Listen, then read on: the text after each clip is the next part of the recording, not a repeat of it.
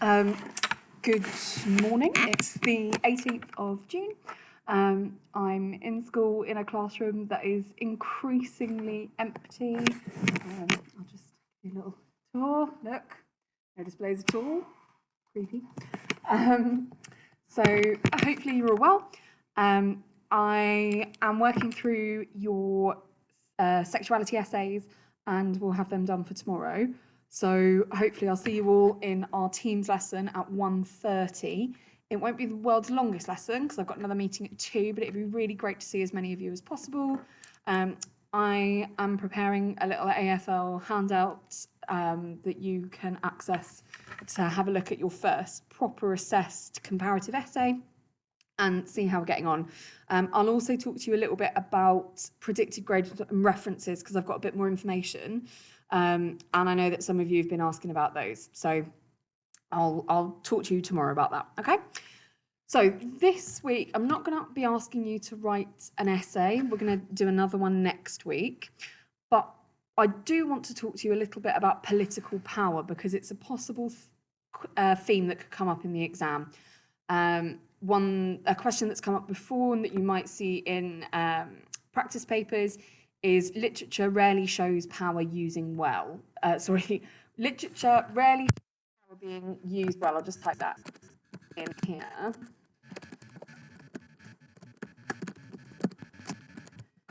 And then you get, in light of this view, how you spell view, woman, for how shows then power. Okay, so that's the kind of question that you might come across in the exam. So first of all, I want you to have a think about the different types of power we see in the texts and what they have to say about power, because they don't, remember, you're comparing, but they don't have to be the same. I would say that the Duchess of Malfi, for example, has a lot more to say about political power, whereas Rossetti, I think she focuses more on ideas about personal power. So I kind of wish I had a whiteboard. No, I'm going to try and do that. So we've got ideas about power. You've got the Duchess's personal autonomy. You know, that's a form of power. You've got political power and rule. You've got religious power as a form of state power versus religious autonomy as well. And we'll talk about that third point in a bit. So, one of your key characters, obviously in the exploration of power, and, you know, because it's me and it's Bosler, Bosler is a core character when you're thinking about the presentation of power and the effects of power on the individual in the Duchess of Malfi. So you've got Bosler as this character who is desperate for some form of power, some form of recognition, but because of the circumstances of his birth, because of his class, he is placed outside of that sphere of power. And we've talked a little bit about context, but again, it's worth remembering because this exam is 50% context.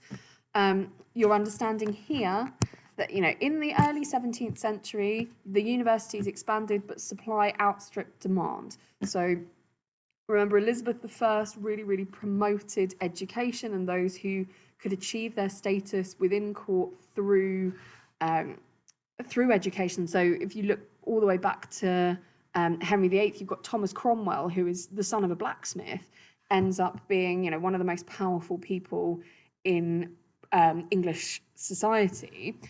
And there were lots of people who were, you know, rightly aspirational because of that. This belief that with enough education that you could get somewhere. And then at the beginning of the 17th century, you've got James I who comes into power. And as we've talked about quite a lot, James tended to staff his courts with those who he liked, regardless of their background. But primarily, he employed people who were better off, and quite, according to a lot of historicists, that's not even a word. Well, it is in literature, but not in my context. Shut up, woman, you're babbling again. According to a lot of historians, there is the theory that a lot of his preferment, a lot of his favoritism was to do with sexual attraction. So there is that as well. You can also talk about Bosseler. Hang on. Miss McConville has appeared in my lesson. Hello. Is it 12? It's for year 12. It's about to go on YouTube then. Oh. So you've got Bosseler, who has, although he has politically very little power, you can talk about in the play the fact that he has a huge amount of power in terms of the way that we see the play and in terms of the way that we interact with the characters and the ideas in the play. So that's a nice thought for you to go on to. We talked about this idea of Bosseler a lot when we did our Bosseler essay about he wants things, but he can't have them, and he only rails against the things that he wants. But one interesting way that we can look at Bosseler is this idea that as he grows to reject the idea of political and social power, he achieves increasing agency or power over the self. So at the beginning of the play, he is Ferdinand's creature. He does whatever it is that Ferdinand wants in order to achieve some kind of power or preferment or advancement. As the play progresses, he slowly, as he undertakes this moral awakening that we've talked about, he rejects this idea of social power or political power in favour of some kind of more moral agency, and that's what leads to him saying in the end, the last portion of my life has done me best. At the beginning of the play, he says, I served your tyranny and strove to satisfy yourself than all the world. To Ferdinand, I am your creature. By the end, he's rejected this idea of social power in preference of a more kind of independent agency, which he doesn't feel able to do at the beginning of the play. Then, talked about that a lot. Rossetti is not overtly political. And if you remember, lots of you will be able to now say, oh, that Elizabeth Barrett Browning quote, that it is not in me, nor do I strive to turn to politics like Mrs. Browning. Rossetti explicitly says, I don't want to be political. But she is a political in terms of the way that we can interpret her writing. Certainly, there is lots of stuff that we can look at and say, well, from a modern perspective, from a 20th or 21st century perspective, this could be seen as being feminist. But remember, feminism wasn't a thing in the 19th century. It hadn't been invented as a concept. There was obviously female equality, but the term feminism didn't exist. Okay, so the one text that is really kind of strange and seems to, it doesn't really fit in Rossetti's, is the Round Tower at Jhansi. And in our Teams group, you will see there's a political and Marxist reading of Jhansi there. One way to look at that might be about the power of the individual over the power of society, or the way that the individual is affected by social or political decisions. Rossetti herself, wrote this poem in response to reports of what had happened at Jhansi. And then when told, actually, no, that's not true, that's not what happened, she said, well, it doesn't really matter because this is about the personal rather than the political. And remember that when you're comparing texts, it's absolutely fine to say, this one does this. So Webster is quite often overtly political. Remember, he opens the entire play by saying, this is what a court should be like. The prince's court is like a pure silver fountain. Yeah? Whereas Rossetti says, no, it's all about the individual. And that's absolutely fine to compare contrasting ideas. Okay? So you might think about Goblin Market, Round Tower, Moor, Clare and Malfi. And now I'm quickly going to shift to misogyny, which is this idea about power and gender. Thinking about Ferdinand, and Ferdinand is your most obvious character here, isn't he? You know, is he just mental? Is he, mental and secretly in love with his sister, and then believes he's a werewolf? I mean, there's a fair case to be played for, no, Ferdinand's just a loon. But you can also read it politically in terms of Wigham and that critical reading about Ferdinand's kind of seemingly incestuous interest in his sister being more about political power and more about status than it is about actually being sexually attracted to his sister. You can also talk about the cardinal and the way that his misogyny is informed by his understanding of his own power. He treats Julia poorly because he can. You know, there is very little reason for him to treat her the way that he does. Even before he tells her the secret about, I got the Duchess murdered, he says, "Yon's my lingering consumption. I am weary of her, and by any means would be quit of." And remember that the word consumption refers to an illness, what we would now call tuberculosis. But again, it's this idea of women as a disease.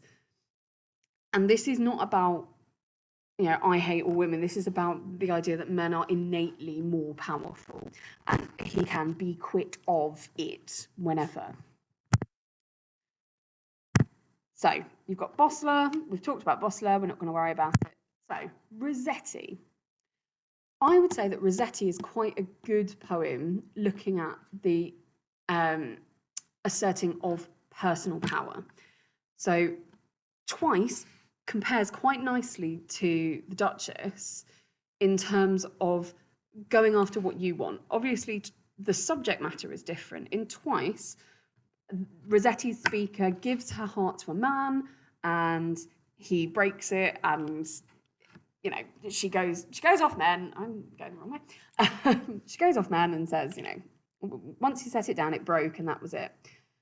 But then she achieves kind of personal agency by offering her heart to God, and by shifting from earthly love and earthly desires to heavenly or divine desires.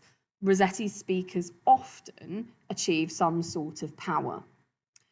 You can also look, in terms of asserting personal power, at something like Maud Clare, where Maud Clare, despite the fact that she has transgressed society's rules, is presented as a queen. So it's interesting to think about the difference between personal and political power in the two texts. The other thing to think about in terms of contextual influence is society at the time. So remember that in the early 17th century, when Webster's writing, Duchess of Malfi is about 1613, you've got a political system whereby James I rules by absolute power. Remember, he believes really, really strongly in the divine right of kings. He was fairly well known for just sacking Parliament if they disagreed with him and getting people in who would do what they were told. So there is a lot of kind of space, I suppose, within the artistic sphere for that criticism of a social or political system which rules by absolute power. And remember that you're going to link that to using the Catholic space, because Catholicism is that combination, that the papacy in 17th century England is that combination of absolute powers. Whereas by the time you get to Victorian England, it's seen as more acceptable to have a range of dissenting viewpoints. There is more facility for the individual to have a view which perhaps goes against the accepted societal view without the consequences that you would get in 17th century England. 17th century England, you're still drowning people for being witches and hang drawing and quartering people who are traitors and speaking against the king is punishable by death. By the time you get to the Victorian period, you've got suffrage, you've got Darwin saying, nah, I don't reckon God did make the world. Those dissenting voices are much more acceptable than they would have been in the 17th century, which is another way of linking context to authors' kind of world views. Okay, so I'm just going to finish off with this little paragraph, which I've written, about this idea about personal desire and earthly love. So in Twice, Rossetti explores two different kinds of love and commitment, both earthly love and divine love. It seems that the speaker has placed himself in a position of declaring their love and was rejected. There's a sense of regret at allowing the male to take power from this. The lines, with a critical eye you scanned and judgment that I heard, are an acknowledgement of male power in heterosexual relationships. This may be autobiographical or inspired by the stories of the fallen women Rossetti helped. The second part of the poem echoes the structure of the first and therefore makes explicit the notion that the speaker has replaced the pain of this relationship with the certainty of religious belief.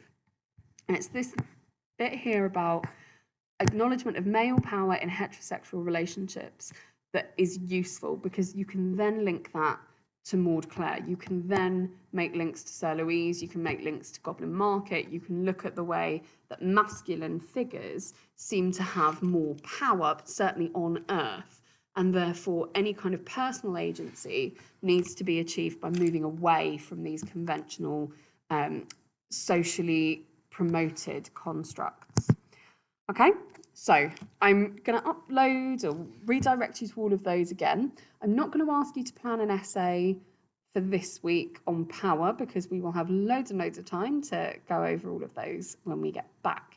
However, tomorrow I'm going to be doing an AFL lesson. Please, please, please turn up, okay? Microsoft Teams, 1:30. I will open the meeting at 1:25. Please come and join. Just click join meeting and that will bring you up. You don't have to have your video on. You can mute yourself. You can just listen to me waffle away, seeing as that's what you've been doing for the last 11 weeks. But please do interact with me in some way, okay? Take care, Year 12, and I will speak to you tomorrow. Goodbye. If I can turn this off. Yes, we're doing well, Brooks. Found it. Bye.